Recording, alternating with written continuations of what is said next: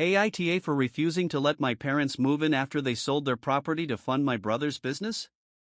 I'm a 32-year-old man, and throughout my life, I've watched my parents pour everything into my younger brother while treating me like an afterthought.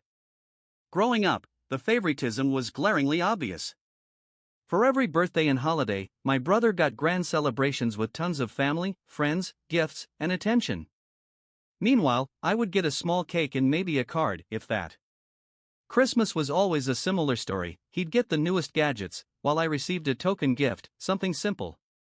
My parents justified this by saying I was more responsible, while my brother needed extra encouragement. As we got older, the divide only grew.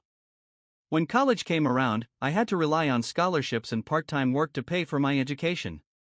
My parents said their resources were limited and needed to be focused on my brother.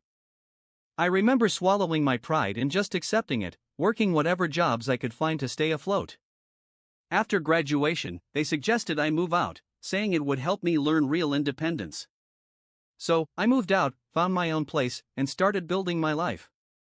Meanwhile, my brother continued to live at home, enjoying every bit of support my parents could give. A few years back, my parents sold a family property and gave the proceeds to my brother to fund his new business venture. They said it was to give him a good start in life, even though I was struggling to get by on my own. I remember feeling a mixture of disappointment and resignation. I knew they'd always prioritized him, but it was painful seeing them give away what little inheritance there might have been for me. Fast forward to the present. My brother's business is doing well, and he's married now, with a young child. My parents had expected that eventually, he would take them in, especially after they sacrificed so much to help him succeed. But his wife made it clear that she didn't want them living there permanently. With a growing family and limited space, my brother reluctantly told them there was simply no room for them to stay. With nowhere else to go, my parents turned to me, asking if they could move in. They pointed out that I'm still single and live alone, so it seemed like the logical choice for them. They talked about wanting to reconnect as a family and how they'd always thought of me as the responsible one who would be there for them when they needed it. But I was conflicted. After a lifetime of being treated as second best, I couldn't just ignore all the hurt and years of being overlooked. I reminded them of how they'd sold their property to fund my brother's business, knowing they'd have little left for themselves.